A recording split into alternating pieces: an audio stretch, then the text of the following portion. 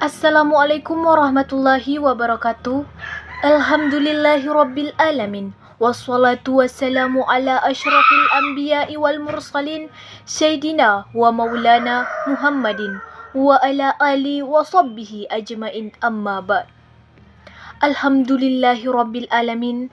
Nahmaduhu wa nasta'inu wa nastaghfiruhu wa na'udzu billahi min syururi anfusina wa min sayyiati a'malina may yahdihillahu fala mudhillalah wa may yudlil fala hadiyalah. Asyhadu an la ilaha illallah wa asyhadu anna Muhammadar Rasulullah. Allahumma shalli ala sayyidina Muhammad wa ala ali sayyidina Muhammad. Amma ba'du. Sebagai hamba Allah yang beriman, marilah kita panjatkan puji dan syukur kehadirat Allah Subhanahu wa taala yang telah memberikan kekuatan, kesehatan lahir dan batin kepada kita semua, sehingga kita dapat berkumpul di tempat ini dalam rangka menghambakan diri kepada Allah Subhanahu wa taala. Salawat dan salam tidak lupa kita kirimkan kepada junjungan kita, Nabi Allah Muhammad sallallahu alaihi wasallam, yang telah mengantarkan umat manusia dari peradaban hidup yang jahiliyah menuju pada peradaban hidup yang modern, yang penuh dengan kemajuan ilmu pengetahuan dan teknologi seperti yang kita rasakan pada saat ini. Semoga kita semua termasuk hamba yang taat, yang berhak mendapatkan syafaatnya di hari akhir kelak. Perkenankan saya untuk menyampaikan ceramah yang berjudul Bagaimana Islam Menghadapi Tantangan Modernisasi.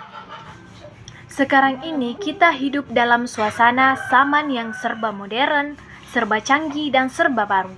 Kita dapat merasakan ilmu pengetahuan dan kemajuan teknologi semakin pesat kemajuannya.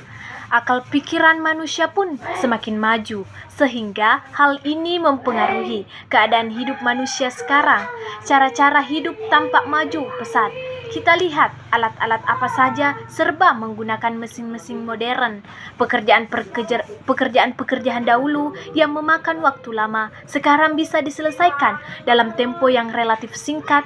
Begitupun dengan cara hidup dan pergaulan manusia pun menjadi bertambah maju karena akibat pengaruh kemodernan tersebut. Kita harus berhati-hati, cermat dan waspada di tengah-tengah kita menempuh hidup sehari-hari ini. Karena telah jelas bahwa kemajuan zaman yang serba hebat, serba otomatis, bahkan serba bebas itu, di satu pihak kita harus mampu mengambil manfaatnya. Tapi di lain pihak kita harus waspada penuh. Jangan sampai kemajuan zaman ini menjadi perlombaan adu kekuatan, persaingan hidup mewah, dan serba bebas menjadi-jadi di lingkungan kita. Karena itu penting sekali menjadi landasan pokok yang bisa mewarnai kemajuan itu, terutama bagi kalangan generasi muda dan para anak-anak remaja kita. Maka sebagai orang tua harus bisa memberikan didikan dan pengajaran agama yang positif kepada mereka sehingga kelak menjadi orang yang tabah dan kuat imannya, menjadi orang yang sanggup membantengi kemajuan zaman ini dengan tatanan dan landasan agama Islam yang kokoh. Hal ini tidak berarti bahwa agama Islam dan kaum muslimin tidak mengikuti zaman dan Islam menolak kemajuan zaman. Akan tetapi, Islam mempunyai kewajiban moral untuk memelihara kemajuan zaman itu dengan tuntunan dan landasan ajaran agama. Tetaplah apa yang pernah dikatakan oleh salah seorang ulama yang bernama Shauki Beg. Ia mengatakan, Islam tidak mengikuti zaman dan Islam tidak pula ketinggalan zaman, tetapi Islam memelihara kemajuan zaman. Perkataan ulama ini menjelaskan kepada diri kita masing-masing bahwa Islam dan kaum muslimin tidak boleh begitu saja terpedaya dengan kemajuan zaman sehingga melupakan pokok-pokok ajaran agama. Misalnya, kita melihat zaman sekarang ini, orang mengejar ketinggalan hidupnya. Banyak sekali yang lupa daratan, lupa kepada ketentuan hukum agama maupun negara. Sering tanpa adanya gejala orang sudah berani menghalalkan yang haram dan mengharamkan yang halal. Demikian pula membenarkan yang salah dan menyalahkan yang benar. Semua ini dilakukan untuk mengejar ketertinggalan hidupnya akibat pengaruh lingkungan yang mendorong untuk maju. Hanya saja cara yang dilakukannya salah. Dalam pandangan Islam, ilmu pengetahuan dan teknologi iptek sangat urgen bagi kehidupan umat manusia. Tanpa menguasai iptek, manusia akan tetap dalam lumpur kebodohan, keterbelakangan, dan kemiskinan. Penguasaan manusia terhadap iptek dapat mengubah eksistensi manusia dari yang semula manusia sebagai Abdullah saja menjadi Khalifatullah. Oleh karena itu, Islam menetapkan bahwa hukum mempelajari ilmu pengetahuan dan teknologi adalah wajib. Tanpa menguasai iptek, umat manusia akan mengalami banyak hambatan dan kesulitan dalam menjalani kehidupan di jagat ini. Pada zaman modern seperti sekarang ini, ukuran maju tidaknya suatu bangsa justru diukur dari penguasaan bangsa itu terhadap iptek. Dan dalam Islam beberapa konsep juga tentang ilmu pengetahuan. Pertama, seni. Seni merupakan eksistensi kesucian hati yang bening, karya seni yang beradab. Sedangkan hati yang kotor tentu melahirkan karya seni yang tidak beradab. Hidup dengan seni menjadikan hidup menjadi indah, damai dan nyaman. Adapun hidup tanpa seni menyebabkan hidup menjadi kering, gersang dan tidak nyaman. Seni itu indah dan keindahan adalah sifat Tuhan. Cinta kepada keindahan berarti cinta kepada Tuhan. Ini disebabkan Tuhan mencintai keindahan. Sebagaimana Innallaha jamilu yuhibbul jamala. Sesungguhnya Allah indah dan mencintai keindahan. Kedua, ekonomi. Prinsip ekonomi konvensional berbeda dengan prinsip ekonomi Islam. Ekonomi konvensional berprinsip berkorban sekecil-kecilnya untuk mendapatkan keuntungan sebesar-besarnya. Dalam Islam, ekonomi ialah berkorban secara tidak kikir dan tidak boros dalam rangka mendapatkan keuntungan yang layak. Kekuatan ekonomi sangat berpengaruh terhadap eksistensi dan wibawa suatu bangsa. Bangsa yang ekonomi kuat akan menjadi bangsa yang berwibawa di hadapan bangsa-bangsa lain. Konsep Islam menghadapi modernisasi. Politik yang dalam Islam disebut siyasah merupakan bagian integral atau tak terpisahkan dari fikih Islam. Salah satu objek kajian fikih Islam adalah siyasah atau disebut fikih politik. Fikih politik secara global membahas masalah-masalah ketatanegaraan, siyasah dusturiyah, hukum internasional atau siyasah dauliyah, dan hukum yang mengatur politik keuangan negara, siyasah maliyah. Pendidikan dalam Islam bertujuan memanusiakan manusia. Ini berarti tujuan pendidikan adalah menjadikan manusia sadar atas eksistensi dirinya sebagai manusia hamba Allah yang bertugas sebagai Abdullah dan berfungsi sebagai Khalifullah.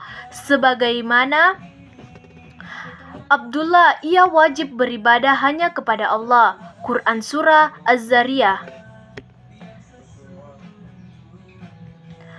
A'udzu billahi minasyaitonir rajim.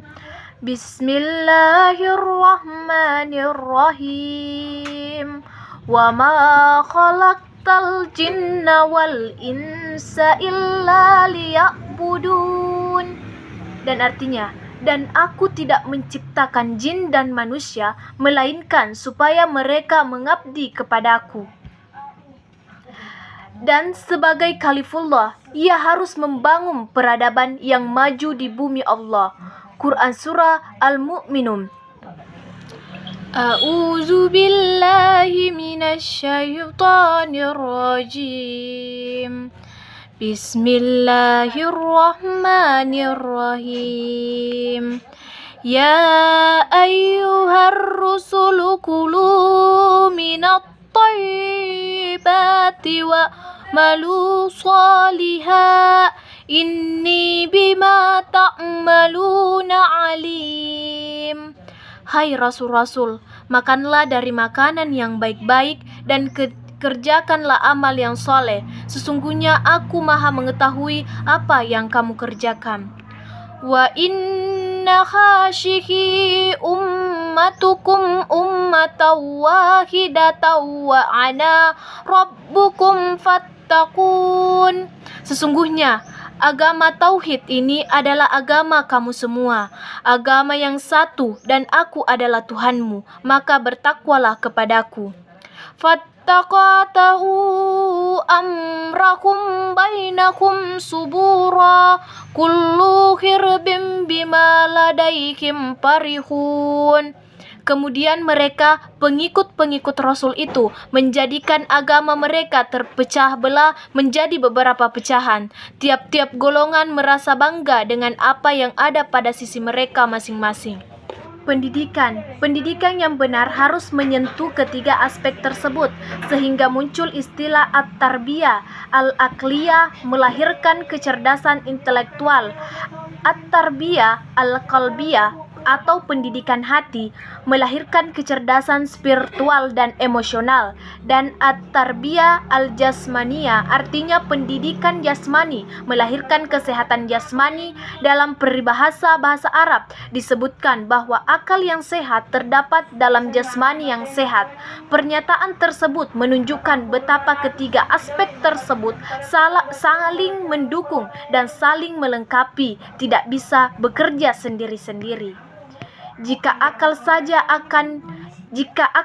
yang dididik dan hati diabaikan, maka akal lahir manusia cerdas secara intelektual tetapi tidak mempunyai hati alias tidak memiliki moral religius. Sebaliknya, jika hatinya saja yang dididik, tentu akan lahir manusia berkarakter dan bermoral, tetapi miskin secara intelektual. Demikian juga kalau hanya jasmani yang didik, maka akan lahir manusia Superman secara fisik, tetapi miskin secara intelektual dan spiritual. Jika ketiga ranah yang didikan, maka akan lahir insan kamil, manusia paripurna. Kompatibel ajaran Islam dengan modernisasi. Modern adalah perubahan sikap dan pandangan dari tradisional ke rasional, dari primordial ke logis dan nalar. Modernisasi merupakan proses terjadinya pemodernan untuk kemajuan dalam segala bidang kehidupan melalui akselerasi pendidikan dan aktualisasi teknologi. Modernisasi telah mengubah wajah dunia dari kusam menjadi bersinar, dari yang lambat menjadi serba cepat, dari yang tradisional menjadi rasional, dari yang primordial menjadi nalar. Karakteristik ajaran Islam. Pertama, rasional. Ajaran Islam adalah ajaran yang sesuai akal dan nalar manusia. Kedua, sesuai dengan fitrah manusia. Ketiga, tidak mengandung kesulitan. Keempat, tidak mengandung banyak taklif. Kelima, bertahap. Saudara-saudara kaum muslimin rahimakumullah, demikian ceramah agama yang dapat saya sampaikan pada kesempatan ini. Semoga dapat bermanfaat bagi kita semua dan dapat kita aplikasikan dalam kehidupan sehari-hari. Lebih dan kurangnya mohon dimaafkan. Yang benar datangnya dari Allah Subhanahu wa taala yang Maha Benar, dan yang salah atau khilaf atau keliru itu datangnya dari saya pribadi sebagai manusia biasa yang tidak pernah luput dari salah, khilaf dan dosa. Akhirul kalam, subhanaka Allahumma wa bihamdika asyhadu alla ilaha illa anta astaghfirullah wa atubu ilaik. Wallahu wafiq ila aqwamit har. Wassalamualaikum warahmatullahi wabarakatuh.